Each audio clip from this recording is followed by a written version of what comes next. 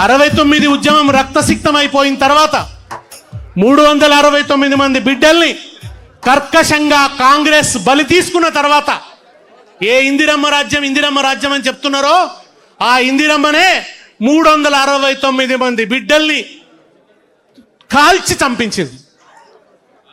వాళ్ళ దేహాల సాక్షిగా, ఆ అమరుల ఆరిపోని శ్వాసల సాక్షిగా ఈ తెలంగాణ చైతన్య దీపాన్ని ఒక జయశంకర్ గారు, ఒక కేశవరావు జాదవ్ గారు, ఒక భూపతి కృష్ణమూర్తి గారు, ఒక కాళోజీ నారాయణరావు గారు వీళ్ళందరూ కాపాడుకుంటూ వచ్చింది.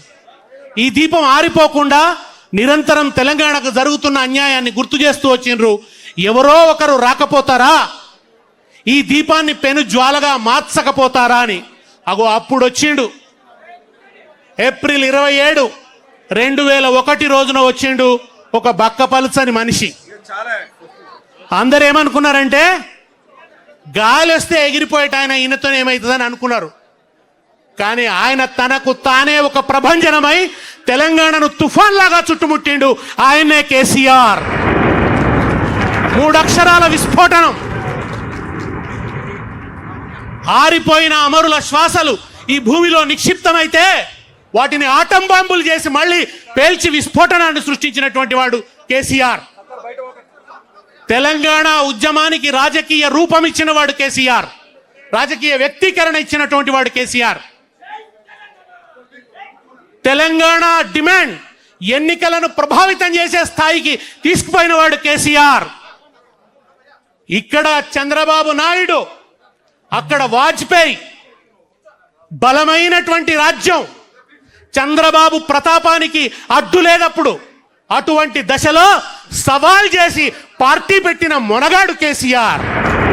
తెలంగాణ రాష్ట్ర సమితిని స్థాపించినటువంటి వాడు కేసీఆర్. అంతేనా? ఒకవైపు పైన యూపీఏ సోనియా గాంధీ, కింద రాజశేఖర్ రెడ్డి, ఇక్కడ అక్కడ కాంగ్రెసే, ఎదురులేదు. ఆ దశలో తన కేంద్ర మంత్రి పదవికి రాజీనామా చేసి మళ్ళీ తెలంగాణ భూమి మీద నిలబడి కరీంనగర్ ఉప ఎన్నికను సృష్టించి కాలాన్నే వణికించిన కళపిళ ఉడికించిన నాయకుడు కేసీఆర్. ఎంత ధైర్యం కావాలి అప్పుడు? అటు రాజశేఖర రెడ్డి, అటు సోనియా గాంధీ. అట్లా రాజకీయంగా అంత బలంగా ఉన్న దశలో వాళ్ళని ఎదుర్కోవడానికి, వాళ్ళని ఎదిరించడానికి ఎంత ధైర్యం కావాలి? ఎక్కడిది ఆత్మబలం కేసీఆర్కు?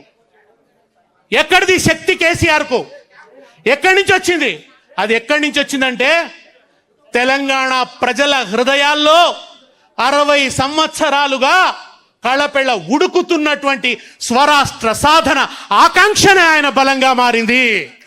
అదే ఆయన బలంగా చేసుకున్నాడు. మీడియా లేదు, మనకు మీడియా లేదు, ధనబలం లేదు.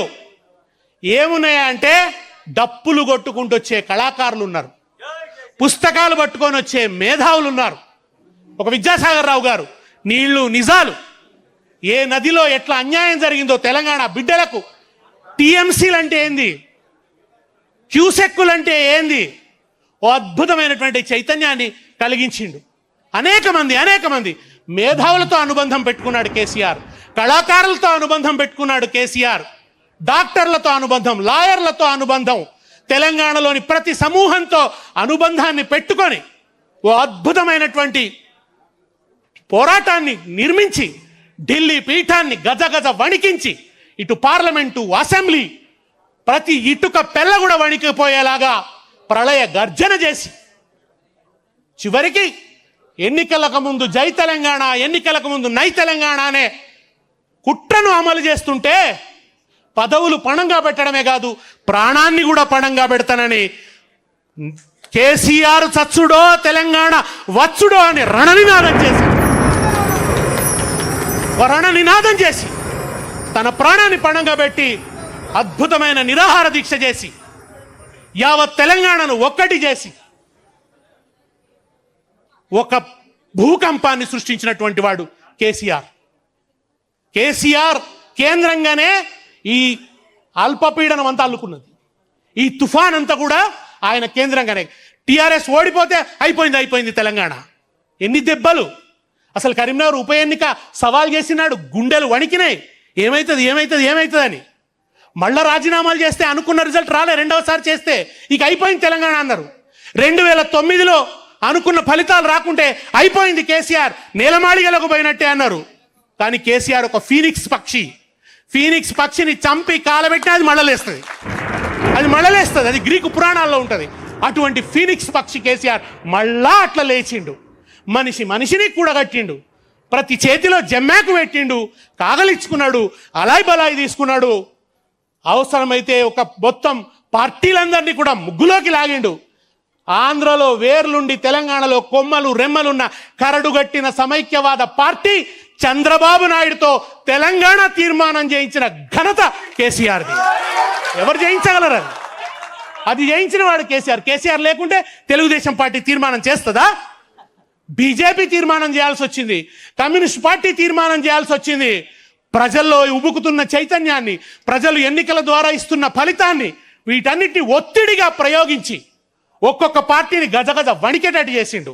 వణికితే ముగ్గులోకి దించితే తీర్మానాలు చేసి మేము తెలంగాణకు జై అంటాం, మేము తెలంగాణ. ఇవాళ మాట్లాడుతున్న వాళ్ళంతా వీళ్ళందరూ కూడా మేము కాదా తెలంగాణ ఉద్యమకారులం, ఊర్లలోకి వస్తే చెప్పులతో కొడతామన్నారు తెలంగాణ వాదులు. ఆ రోజు మీరింటి దొంగలు, మీరు ద్రోహం చేస్తున్నారు, మీరు ఊళ్ళలోకి వస్తే చెప్పులతో కొడతామన్నారు.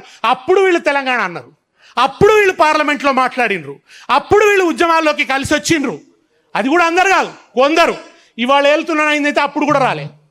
ఆయనకు 14 ఏళ్ల ఉద్యమంలో సిగ్గు రానేలేదు, ఆయనకు బుద్ధి రానేలేదు, జ్ఞానం రానేలేదు, తెలంగాణ ఉద్యమ స్పృహ రానేలేదు ఆయనకు.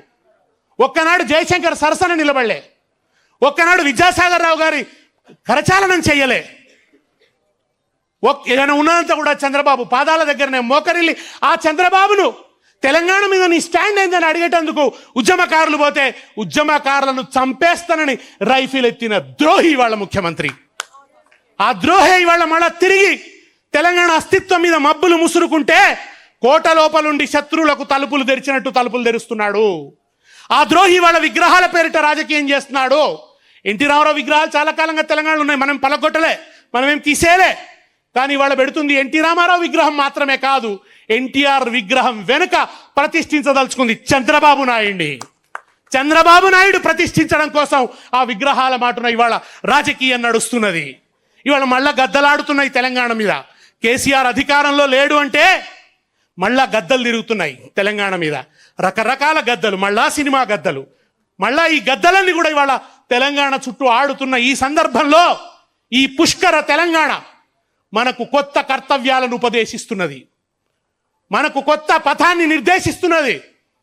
మళ్ళీ మనలో పోరాట స్ఫూర్తిని రగల్చమని, మళ్ళా ఒకసారి తెలంగాణ జెండాను ఎత్తుకొని జై తెలంగాణ అని ప్రళయగర్జన చేయమని బోధిస్తున్నది ఈ పుష్కర తెలంగాణ. కనుక దాన్ని ఆవాహన చేసుకుంటందుకు ఇవాళ మనం ఇక్కడ కూడినాం. ఇవాళ మళ్ళా మరో పోరాటానికి శ్రీకారం చుట్టడానికి, మళ్ళీ ఆనాటి ఉద్యమ స్ఫూర్తిని మళ్ళా నిలువెల్లా నింపుకోవడానికి ఇవాళ ఇక్కడ మనం జమకూడినం. ఈ అవతరణ దినోత్సవంలో ఎన్నో ఉద్యమాలు జరిగినాయి తెలంగాణలో. తెలంగాణ రైతాంగ పోరాటం జరిగింది, అది ఆశించిన గమ్యం చేరలే, అర్ధాంతరంగా అణచివేతకు గురైపోయింది. దుఃఖం, భూమి కావాలన్నాడు, భూమి రాలే, చేతులున్న తుపాకీ కూడా పోయింది. తర్వాత 69 ఉద్యమం జరిగింది, అది కూడా అర్ధాంతరంగా విరామానికి గురైంది. జయశంకర్ గారు అనేది విరామమే తప్ప విరమణ లేదు అనేవాడు, అది విరామానికి గురైంది. ఆ రోజు పిచ్ బ్యాట్లింగ్, ఒక రణక్షేత్రంలో అటు పోలీసులు ఇటు ఉద్యమకారుల నుండి కొట్లాడిండ్రు, రక్తం గారింది, తెలంగాణ నేలను రక్తంతో తడిపిండ్రు. నేను ఎప్పుడూ ఒక మాట అంటా, కేసీఆర్ వచ్చేదాకా ఈ నేల మీద పారింది రక్తమే, కేసీఆర్ వచ్చిన తర్వాతనే సాగునీరు పారింది తెలంగాణ నేల మీద. అప్పటిదాకా రక్తమే పారింది, రక్తమే పారిచ్చారు. నీళ్ళు అడిగితే రక్తం, నిధులు అడిగితే రక్తం, ఎన్కౌంటర్లు, కరెంట్ అడిగితే రక్తం, పోలీస్ స్టేషన్లో వేసి కొట్టిండ్రు, స్టేషన్ల దగ్గరకు పోయి కరెంట్ అడిగితే నక్సలైట్లను లోపల పారేసారు. ఆ నక్సలైట్ ఉద్యమం కూడా ఒక విషాదాంతం అయిపోయింది. అత్యద్భుతమైన ఫలితాలు సాధించింది, భూస్వామ్యాన్ని కూల్చింది, కానీ అది కూడా ఆశించిన గమ్యం చేరలేదు. ఆశించిన గమ్యం చేరి తీరాన్ని ముద్దాడిన ఉద్యమం తెలంగాణ రాష్ట్ర సాధన ఉద్యమం. తెలంగాణ చరిత్రలో తీరాన్ని ముద్దాడిన ఉద్యమం, తీరం చేరిన నౌక, తీరం చేరిన నావ తెలంగాణ ఉద్యమం అయితే దాని నావికుడు, తుఫానుల్లో కూడా ఆ పడవను నడిపిన నావికుడు కేసీఆర్. కేసీఆర్ లేకుంటే ఆ నావ సాఫీగా నడిచేది కాదు. ఇవాళ అనేక మంది మాట్లాడేటోళ్ళు మోపైనరు, అనేక మంది దాన్ని క్లెయిమ్ చేసుకుంటారు. సక్సెస్కు అనేక మంది వారసులం అంటారు. ఫెయిల్యూర్ అప్పుడు ఎవడు రాడు. కానీ 2009లో ఒకసారి కొంచెం దెబ్బతింటే రాళ్ల మీద రాళ్ళు వేయాలని చూసిండ్రు. తెలంగాణ అయిపోయిందని మాట్లాడినరు. వాళ్ళందరి వాళ్ళ మేమంటే మేమని మాట్లాడుతున్నారు. అందుకే ఒక ఆఫ్రికన్ సామెత ఉంది, కేటీఆర్ గారు కూడా ఎప్పుడు చెప్తారు, సింహాలు తమ గురించి తాము చెప్పుకోకపోతే వేటగాళ్ళు చెప్పే పిట్ట కథలే చరిత్ర అవుతాయి. కనుక ఈ వేటగాళ్ల పిట్ట కథలే ఇవాళ చలామణి చేస్తున్నది పచ్చ మీడియా, ఎల్లో జర్నలిజం. ఇవాళ దాన్ని ప్రచారం చేస్తున్నారు. ఈ దశలో తెలంగాణ అస్తిత్వం మీద మమకారం, తెలంగాణ మట్టి మీద అనురాగం, తెలంగాణ నీళ్లలో ఉన్న పౌరుషం, తెలంగాణ గాలిలో ఉన్న రేషం, వీటన్నిటిని నింపుకున్న పార్టీగా బాధ్యత ఉంది. మనం కొన్నిసార్లు ఆవేశంగా మాట్లాడం.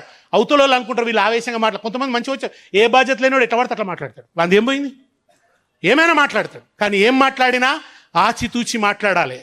దెబ్బతినొద్దు, ఆయువు పట్టు మీద దెబ్బదాకొద్దు అనే విజ్ఞత ఉన్నవాడు కేసీఆర్. అందుకే అహింసాయుతంగా శాంతియుత పంథాలో నడిపిండి ఆయన. ఎవరు చనిపోవద్దు అనుకున్నాం, ఆ బిడ్డలు ఎట్లా ఆహుతి అవుతారని మనం అనుకోలే. ఓ శ్రీకాంత్ చారి మరణించినాడు, ఎంత దుఃఖాన్ని అనుభవించినాం. ఎవరు అనుభవించారు ఆ పెయిన్ అంతా, ఆ బాధ అంతా కూడా? ఒక యాదిరెడ్డి, ఒక కిష్టయ్య, ఒక ఇషాన్ రెడ్డి, ఎంతమంది బిడ్డలు. ఈ బిడ్డలు ఆహుతి అవుతుంటే వాళ్ళు ఒక ఇట్లా అగ్ని జ్వాలల్లాగా వాళ్ళు అట్లా దగ్ధమైపోతుంటే మనం కదా బాధపడ్డాం, మనం కదా పోయినాం. అయ్యో వీళ్ళు ఎందుకు ఇట్లా ఈ బిడ్డలు రాలిపోతున్నారు. జయశంకర్ గారు ఎప్పుడు చెప్పేది, ముందు పోతే మేం పోతామయ్యా, మీరెందుకు పోతారు, ప్రాణాలు పోతేనే తెలంగాణ వస్తుంది అనుకుంటే మేం పోతామయ్యా అని చెప్పేవాడు ఆయన. పాపం జయశంకర్ గారు ఎప్పుడు. కేసీఆర్ గారు కూడా ఆయన ఎప్పుడు, నేను చాలాసార్లు చెప్పిన, ఆయన లోపల ఒక వర్షం కురుస్తూ ఉంటుంది. ఎన్నిసార్లు దుఃఖపడ్డాడు, కానీ బయటకి నాయకుడు దుఃఖంతో కనిపించొద్దు. కేసీఆర్ ఎప్పుడు సెల్ఫ్ పిటీని చూపించాడు, బయటకు వచ్చి నిస్సహాయంగా మాట్లాడాడు ఆయన ఎప్పుడు. ఎందుకంటే నాయకుడు ధైర్యంగా ఉండి ముందట నడిస్తేనే శ్రేణులు వెనక నడుస్తాయి. నాయకుడే డీలా పడ్డట్టు చేస్తే ఉద్యమం డీలా పడుతుంది. అందుకని ఆయనలో ఎప్పుడు మీరు సెల్ఫ్ పిటీ కనిపించదు. దానికి కొంతమంది అహంకారం అని పేరు పెడతారు. అది అహంకారం కాదురా, అది తెలంగాణ అస్తిత్వ అస్మిత. ఆ అస్తిత్వం పట్ల ఉండేటువంటి ఒక స్వాతిశయం తప్ప, అది అస్తిత్వం నుంచి వచ్చిన స్వాతిశయం తప్ప వ్యక్తిగతమైన స్వాతిశయం కాదు కేసీఆర్ది. ఆయనంటేనే తెలంగాణ జెండా. కనుక ఆ జెండా అట్లా సమున్నతంగా ఉండాలి అని చెప్పి తన వ్యక్తిత్వాన్ని అట్లా కాపాడుకుంటున్నవాడు, తెలంగాణ అస్తిత్వాన్ని కాపాడుతున్నవాడు, తెలంగాణ ఉనికి కోసం తాపత్రయవాడు, తెలంగాణ బిడ్డలకు నీళ్ళు ఇచ్చినవాడు, తెలంగాణ బిడ్డల తరతర ఇవాళ ఏముందే, నేను రేషన్ కార్డులు ఇస్తా, నేను లేకుంటే మన ఏదో ఇండ్లు కట్టించి ఈ పనులతో సరిపోతుంది. కానీ కేసీఆర్ చారిత్రక సంధి దశలో వచ్చిండు. తరతరాల సమస్యలు పరిష్కారం చేయాల్సిన పెద్ద ఒత్తిడి బాధ్యతను తన తల మీద మోసిండు కేసీఆర్. అది మామూలు ఒత్తిడి కాదు. నదీ జలాలు తెచ్చిండు, ఎన్నో ఏళ్ల నుంచి ఉన్న కరెంట్ సమస్యను పరిష్కారం చేసిండు, మంచినీటి సమస్యను పరిష్కారం చేసిండు, పంట పండేటట్టు చేసిండు. కండ్ల మంటనే తప్ప పొలాన్ని చూసినప్పుడల్లా పంటనెన్నడు చూసుకొని తెలంగాణ రైతు నిబ్బరంగా బతికిండు, నిరందిగా బతికిండు కేసీఆర్ ఉన్నప్పుడు. ఇవాళ ఆ రైతు మళ్ళా విచ్ఛిన్నమవుతున్నది. వ్యవసాయం స్థిరీకరణ పొందిన వ్యవసాయం మళ్ళా విచలితమైపోతున్నది, మళ్ళా సంక్షోభంలోకి పోతున్నది. అందుకనే ఇవాళ నువ్వే కావాలే, నువ్వే రావాలే, కర్రు సాగాలే, కలత తీరాలే అంటున్నది తెలంగాణ ఇవాళ. కేసీఆర్ని అందుకే పిలుస్తున్నది. కనుక ఈ దశలో మిత్రులారా, మనం ఈ అవతరణ దినోత్సవాన్ని జరుపుకుంటున్నాం.